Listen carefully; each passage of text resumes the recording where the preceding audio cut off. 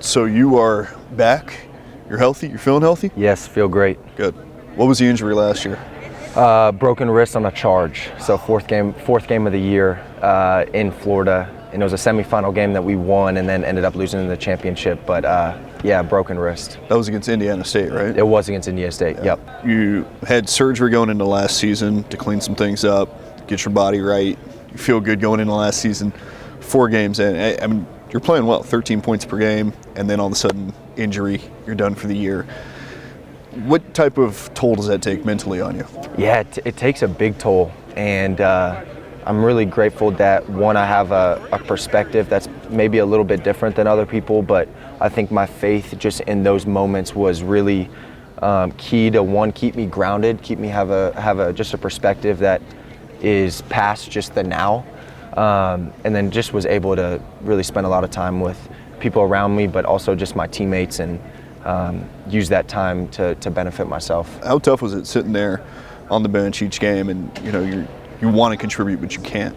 Yeah, it was really, really tough. It was a shocker because I've been injured before, but I've never been injured to where I was out multiple weeks to a season, and so it was tough because on the court stuff I had no control over, and so I kind of felt a little bit what the coaches feel like, and it's tough mentally, it's even tough physically too, emotionally, but yeah, just wanted to use that time to, one, benefit myself and benefit the teammates. This is year 5 of playing college basketball. I think you still have another year. Yeah, I do. You do? Yep. So you're going to play 6 years. There's a lot of players out there that are doing this, right? They're in their 5th, 6th year. And I think it's very interesting because you're starting to see kind of the balance of the game, right? Yeah. Some of those mid-majors we saw last year, Florida Atlantic, San Diego State, going to the Final Four, and they have chances to go really deep in tournaments, and a lot of that is due to experience. Yeah. Guys that are older who have that experience. How do you think the game has changed in college basketball because of players like yourself who have that experience? Yeah, I think the game is evolving because of it. People are staying longer. Obviously, NIL helps that a lot as well. But people are taking advantage of the COVID years that they're getting. And I just wanted to take advantage of it because, one, I was injured last year. I didn't have the chance to play for Coach Menzies. And so just excited, one, for the opportunity to play for him and Coach Joe and Coach Mike and the staff that's around us, and then ultimately my teammates. But I think the game is evolving because of it. People are using their time well. And just looking forward to be a part of college basketball again this year. That environment of college basketball, it's unlike anything else, right? Your style of play, the ability to shoot the three-point ball, is something that is an asset to a lot of teams, and I think Menzies sees that in you, and you probably see that in yourself in this Kansas City offense. You shot 42.4% from the field since you've joined Kansas City, 42.4% from the field, 42.3% from 3. Why aren't you shooting threes every time? I mean, the math is there. Yeah, it's a great question. And I think a lot of this offseason, and me and Coach Bowden, Mike Bowden, who's our assistant coach, worked a lot on getting in the lane and being able to be more efficient from 2. And so looking forward to, one, being able to do that and opening up the 3. Obviously, people are playing me really tight. And that's what the scouting report is. So I think being able to make 2s at a more efficient rate is going to open up the 3 a little bit more. So you're from Houston? I am, yep. Born and raised? Yep. So I'm sure you're pretty familiar with the Houston hip-hop rap scene, all that? Yeah. Who has had a more influential impact on music? Slim Thug, Paul Wall, or Beyonce? My music taste has changed the last couple of years, so I'm not a huge rap guy. Okay. So I would probably have to go with Beyonce. Okay. One, I know she has an amazing fan base, and she's a mega star. So I would probably go with her, but I've heard a lot about Slim Thug, and that kind of, like, people around me are just like, the Houston people are in love with that guy. Yes. And so I'm kind of mixed up, but I don't know a lot. So you're about not it. Listening to Welcome to Houston, all 9 minutes of it before a game. You're sitting there like, all right, let's go. Yeah. No, not yet, at least.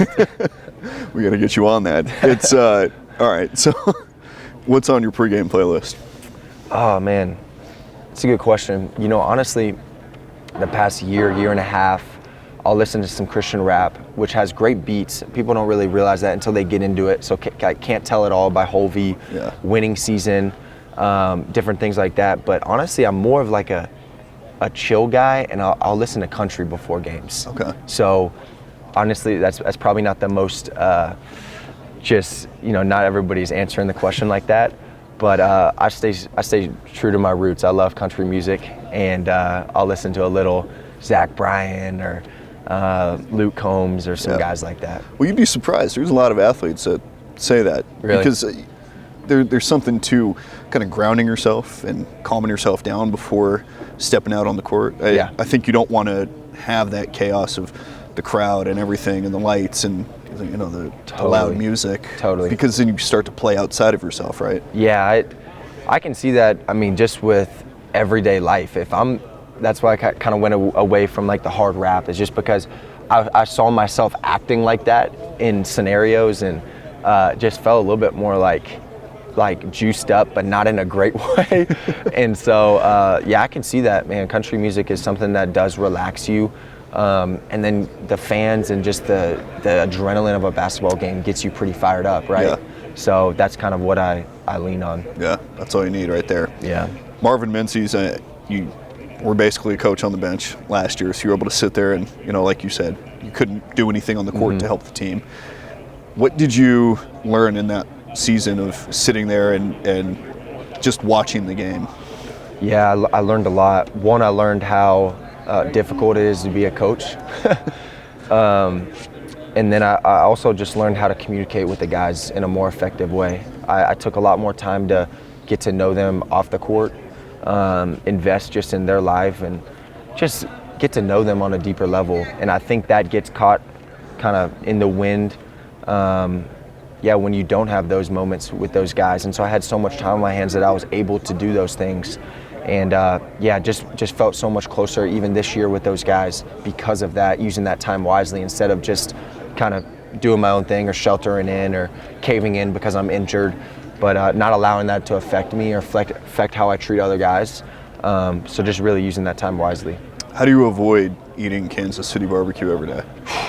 It's tough, but because I'm from Houston, I think Texas barbecue is better. Okay. So when I'm going back to Texas, I'm for sure barbecue. Kansas City, I've yet to find a Mexican spot, and the Mexican food is my favorite food. Houston, obviously, I'm blessed to have it every day of my life, and it's the best. So Kansas City, I'm still working on finding a solid Mexican spot. Yeah, I feel like that's always the hardest thing. I know when I moved here personally, I was like, I got to find a Mexican spot. Yeah. Found one, and I was like, it's a go-to. Yeah, that's all you need. You just need one place. That's it.